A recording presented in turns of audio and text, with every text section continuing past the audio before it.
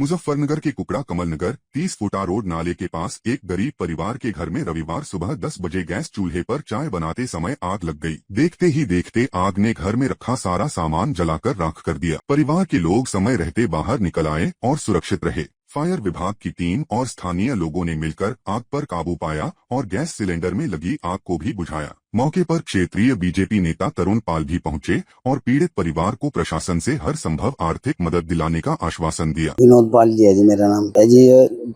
चाय बना रहा था जी बच्चा जी, उसमें सिलेंडर लीक होने की वजह से हुई जी आग लग गई जी इसमें जी। नो तो जी क्या नाम जी, ये घर के नए कपड़े गद्दे वद्दे टेंट का काम भी थी, अपना कम्बल वम्बल ये भी चले गए जी।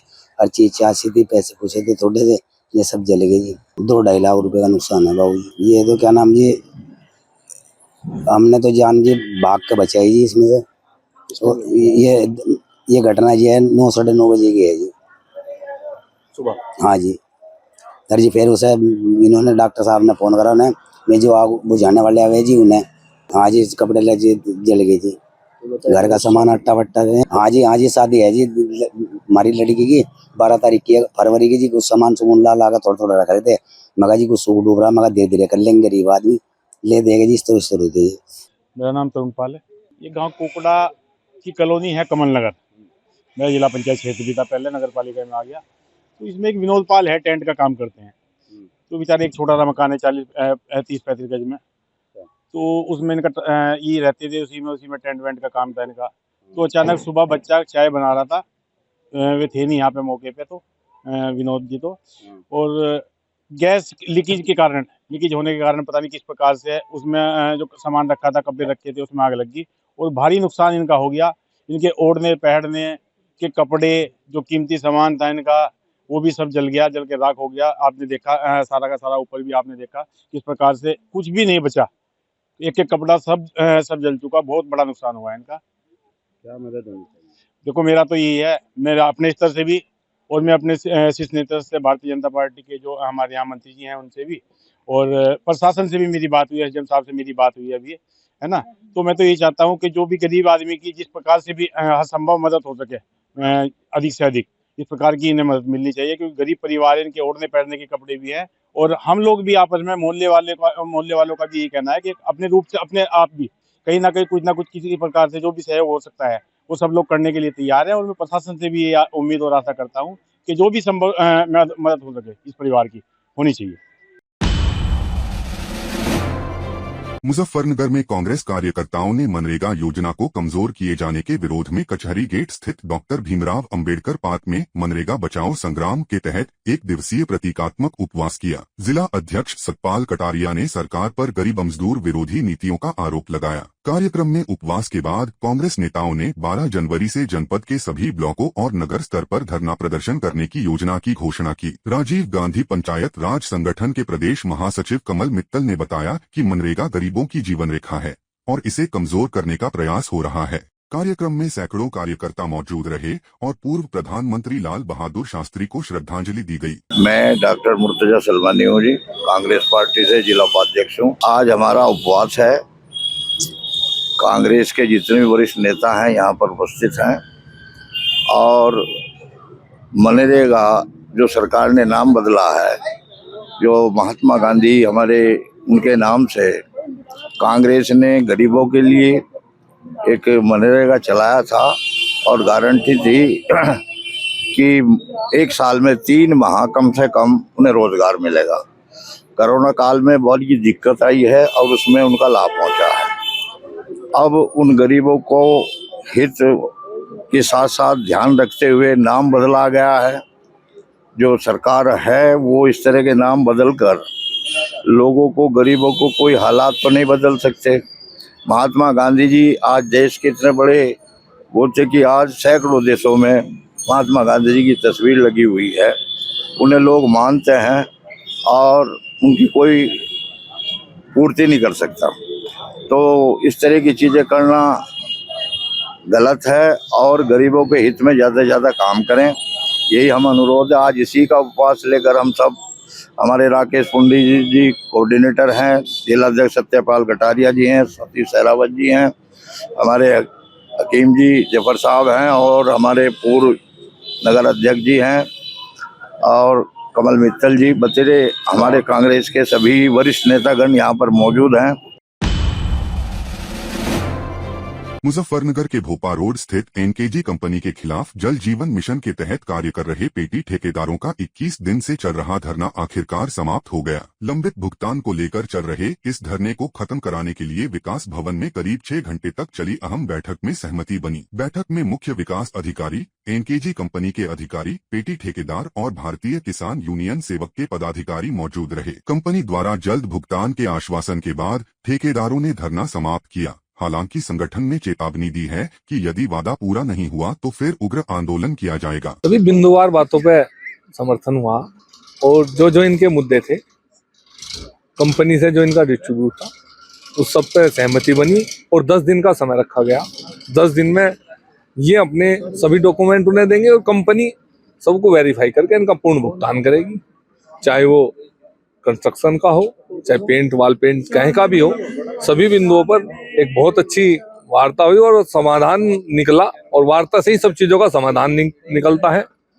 तो संघर्ष क्या मन से इन्होंने काम कर रखा था, अपने काम के पैसे मांग रहे थे तो इन्हें मिलने चाहिए थे। तो कंपनी कहीं ना कहीं उसमें बैकफुट पे थी। आज कामगारों की कमेरों की जीत हुई है। इन्हीं सब मुद्दों पर बहुत लंबी वार्ता के बाद सब सहमति। हम 17-12-25 से थे यहाँ पे धरने पे, आज 23-24 दिन हो गए। और आज हमारे एसडीओ साहब की अध्यक्षता में हमारे एक्शन साहब भी थे और हमारे कंपनी के एमडी साहब भी थे, मालिक, और हम लोग भी थे। सभी हमारी सभी मुद्दों पर सहमति बनी है और सहमति ये हुई है कि 20 तारीख तक तो हमारा हिसाब होगा सभी ठेकेदार भाइयों का जो यहाँ धरने पे हैं, और उसके बाद 10 दिन के अंदर उनका पेमेंट किया जाएगा। हाँ जी, धरना समाप्त किया जाएगा। हम संतुष्ट है जी, क्योंकि अधिकारी लोग हैं और हमारे अध्यक्ष जी थे ठाकुर दीपक सोम जी, इनकी अध्यक्षता में ये धरना जो है खत्म कर दिया गया आज। और आगे जो है अगर कंपनी अपनी इस पर खरी उतरेगी, हम तो खरे हैं, क्योंकि हम तो पीड़ित हैं, पिछले 23-24 दिन से पड़े यहाँ पे, और कंपनी अगर आगे हमारे पेमेंट देगी तो कोई विवाद है ही नहीं। ऐसा है, एक सरकार की योजना थी जल जीवन मिशन, उसका काम हमारे इधर कई जनपदों में एनकेजी कंपनी को दिया गया था। ये जो ठेकेदारों का यहाँ मजदूरों का जो धरना चल रहा था, ये इन्होंने उस कंपनी के अंतर काम करा। इसमें बुढ़ाना, खतौली, चरथावल आसपास के सभी ब्लॉकों में गांव-गांव काम करा। और अब इनका पिछले 2 साल से विवाद चल रहा था कि कंपनी इनका पैसा नहीं दे रही थी। ये लोग दफ्तरों के चक्कर काटते काटते थक चुके थे। अब पिछले 20 दिन से ये लोग धरने पे थे। तो लगातार अब फिर प्रशासन जब हरकत में आया तो फिर हमारे से भी बात की गई, हमने भी इन लोगों से बात करी। तो आज सीडीओ साहब के यहाँ विकास भवन में वार्ता चली लगभग 6 घंटे। उसमें कंपनी के अधिकारी भी थे, ये मजदूर तबका जिन लोगों ने काम इसमें कर रखा था ये लोग भी थे, हमारे संगठन के भी राष्ट्रीय प्रवक्ता उसमें मौजूद रहे। लगभग 6 घंटे तक वो वार्ता चली और अब उसमें लगभग सभी मुद्दों पर सहमति बनी है। सब मुद्दे लिखित में रखे गए हैं। कोई भी मुद्दा था वो लिखित में रखा गया, चाहे वो भुगतान का था, चाहे वो पैमाइश का था। तो ये इस बार देखने को मिला कि बैठक एक सार्थक बैठक रही है और उस बैठक में समाधान का रास्ता निकला है। संजीव त्यागी, ये जो ठेकेदारों का धरना प्रदर्शन चल रहा था, इसके विषय में सीडीओ साहब की अध्यक्षता में मीटिंग हुई है। जल निगम के अधिकारी हैं और सभी ठेकेदार कंपनी के अधिकारी हैं। इसमें निर्णय लिया गया है, लिखित में समझौता हुआ है कि 20 तारीख तक इन सभी ठेकेदारों का हिसाब किताब का मिलान कर दिया जाएगा और उसके पश्चात इन 10 दिन के अंदर इनके भुगतान की प्रक्रिया इनके खातों में धन भेजकर कर दी जाएगी। इसके बाद जो कार्य इनका शेष होगा ये उस कार्य को करेंगे, तत्पश्चात उसका भी भुगतान इनको कर दिया जाएगा।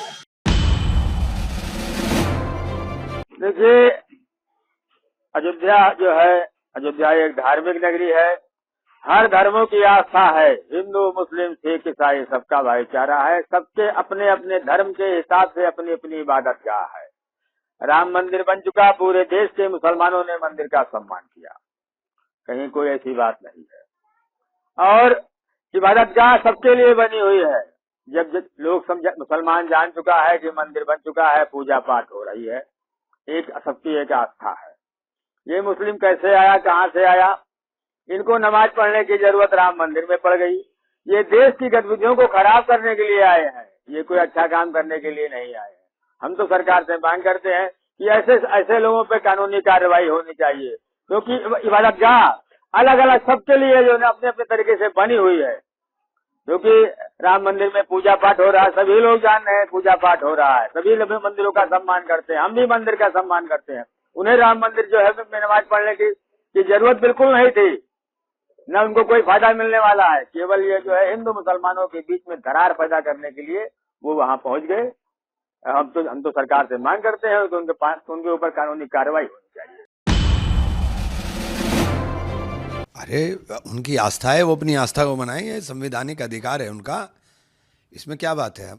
हम तो भारत के अंदर सबको अपने धर्म को मानने की आज़ादी है, वो भी करें, लेकिन जिस पद पर बैठे हुए हैं उस पद को देखते हुए अपने पड़ोस के अंदर जो जुल्म हो रहा है बांग्लादेश में हिंदुओं के ऊपर, उनके अत्याचार के ऊपर भी सोच लें कि उसके लिए कुछ कर रहे हैं। इंदिरा जी ने जो संधि की थी उस संधि के अनुरूप ही उनसे बात कर लें। इंदिरा जी ने तो 1971 में जब मुजीब साहब के साथ संधि की थी तो उसके अंदर इन चीज़ों को मेंशन किया था, अल्पसंख्यकों की सुरक्षा के प्रति उन्होंने चिंता व्यक्त करते हुए तमाम चीज़ों को जोड़ा था उसके अंदर। विश्व गुरु कैसे बनोगे आप? पड़ोस के अंदर भाई पिट रहा है और आपको फर्क नहीं पड़ रहा है तो विश्व गुरु बनने का सपना देखोगे? पहले पड़ोसी को तो अपने पड़ोस के लिए तो देख लो जा करके कि हिंदुओं पर कितना जुल्म हो रहा है।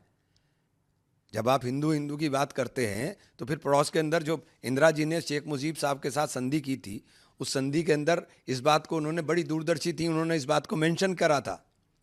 अगर नहीं है तो पढ़ लो जा करके, उसे पढ़ करके देख लो, तभी उसके अनुरूप ही काम कर लो, कुछ तो करो। या बिजली बेचते रहेंगे हम, डीजल बेचते रहेंगे हम। देखिए पाकिस्तान धूर्त मुल्क है, पाकिस्तान के अंदर धूर्तता बढ़ी हुई है, वो कभी अपनी बात के ऊपर कायम नहीं रहते, पाबंद नहीं रहते।